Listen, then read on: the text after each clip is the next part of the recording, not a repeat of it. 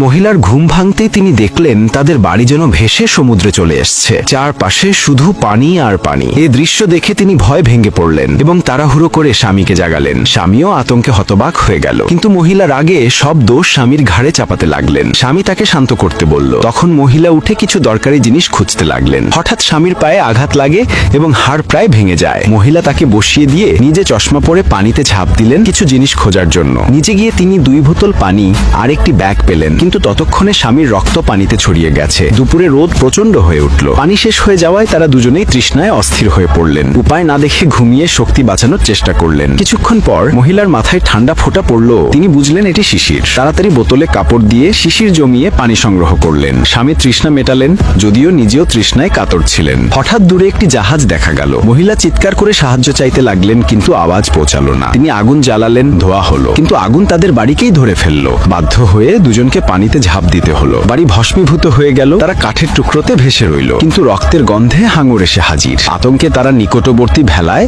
সাঁতরে পৌঁছালেন। মহিলা স্বামীকে টেনে তুললেন, বাঁচালেন, কিন্তু শীঘ্রই আবার হাঙর এসে আক্রমণ করলো। মহিলা কাঠ দিয়ে প্রতিরোধ করলেন, তবুও স্বামী পানিতে পড়ে গেলেন। তিনি প্রাণপণে স্বামীকে টেনে তুললেন, কিন্তু হাঙর ভয়াবহ ভাবে তাকে জখম করে ফেললো। স্বামীর কোমর অবশ হয়ে গেল। মহিলা ভেলা চালিয়ে চলতে লাগলেন, কিন্তু একসময় অজ্ঞান হয়ে গেলেন। জ্ঞান ফেরার পর দেখলেন তারা তীরে পৌঁছেছেন। আনন্দে স্বামীকে জাগাতে চাইলেন, কিন্তু দাঁড়িয়ে দেখলেন স্বামীর শরীরের অর্ধেকটাই হাঙর খেয়ে ফেলেছে। কান্নায় ভেঙে পড়লেন তিনি, তবে নিজেকে সামলে চিকিৎসা করলেন এবং দ্বীপের দিকে রওনা দিলেন। একটি পাহাড়ি চূড়ায় গিয়ে তিনি গোল আকৃতির একটি মাছ ধরার নৌকা পেলেন। সেখানে পানির বদলে শুধু মদ ছিল। পানের চেষ্টা করতেই গলা জ্বলে উঠল। এ সময় নৌকার আসল জেলে ফিরে এলো। মহিলা ইশারায় নিজের অবস্থা বোঝালেন। জেলে তার ক্ষত ধুয়ে পরিষ্কার করলো এবং মাছ ধরার কাঁটা দিয়ে সেলাই করলো। ব্যথায় তিনি চিৎকার করে উঠলেন। এরপর জেলে খাবার আনতে পানিতে নামলো, কিন্তু হাঙরের আক্রমণে তার হাত বিচ্ছিন্ন হয়ে ভেসে উঠল।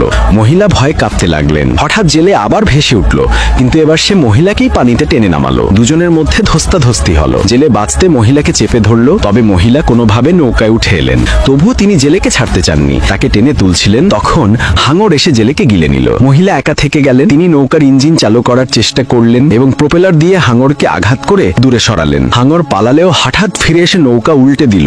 মহিলা পানিতে পড়ে গেলেন। শেষ মুহূর্তে তিনি দড়ি আর নগর ব্যবহার করলেন। হাঙর যখন মুখ খুলল, তিনি নগর ঢুকিয়ে দিলেন তার মাথায়। হাঙর মারা গেল। শেষ পর্যন্ত মহিলা ভেসে ভেসে তীরে পৌঁছেছেন। ক্লান্ত, ভীত, কিন্তু বেঁচে গেছেন। কান্না আর আনন্দ একসাথে মিলেমিশে যাচ্ছিল তার মধ্যে।